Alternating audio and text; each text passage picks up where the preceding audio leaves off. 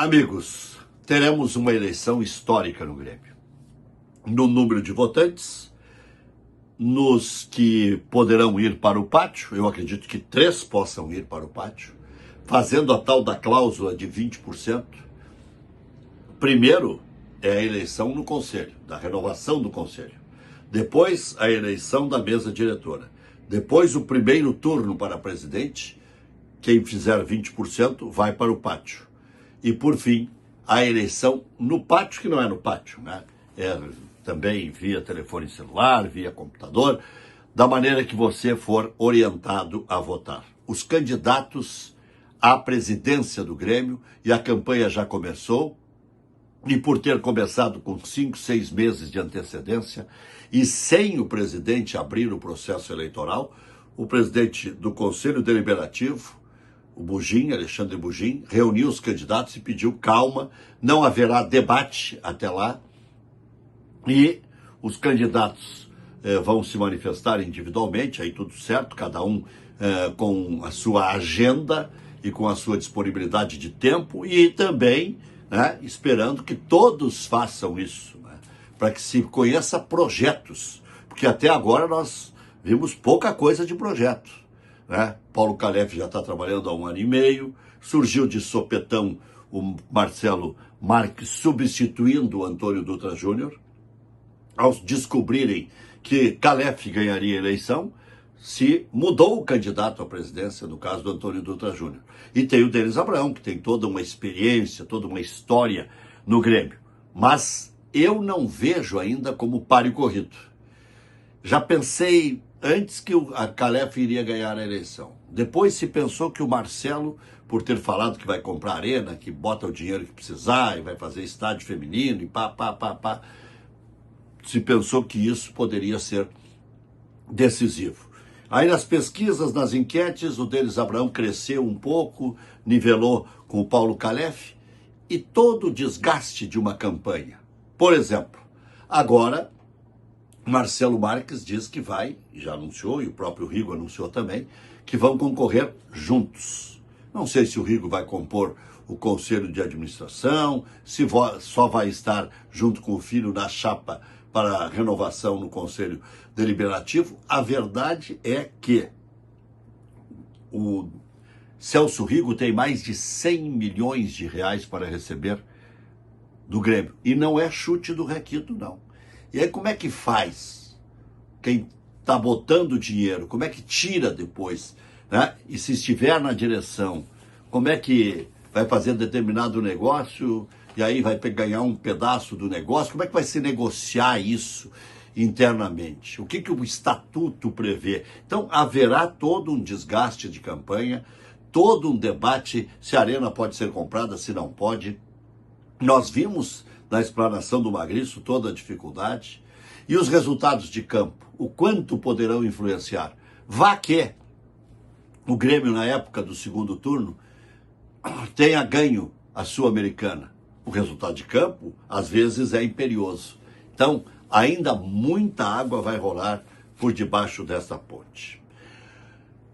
Hoje, depois de passar um dia aí convivendo com os colorados sofridos, como se conviveu tantas vezes com a torcida do Grêmio sofrendo esse ano, agora é a vez da torcida do Inter, mesmo classificado em 2 competições, eu fiquei pensando cá com os meus botões. De repente foi melhor entrar na zona, porque se escapasse, por exemplo, o Vasco tivesse perdido para o São Paulo, o Inter iria escapar nos critérios. Nos critérios, quer dizer, teria os mesmos 11 pontos e estaria escapando por saldo de gols. Porque por número de vitória não, porque tem 2 vitórias, só o Santos, desses que tem 11, tem 3 vitórias.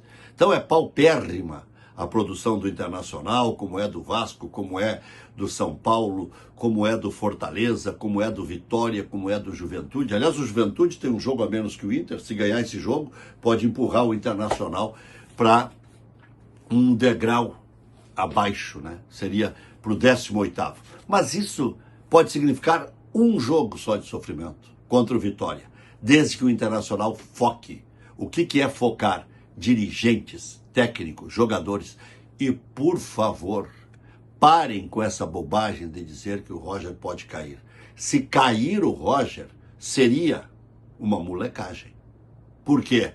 Mas a direção tem o direito de demitir, o torcedor tem o direito de pressionar? Tem, mas o clube, né? O clube precisa ter uma coisa mais estruturada em sua mente.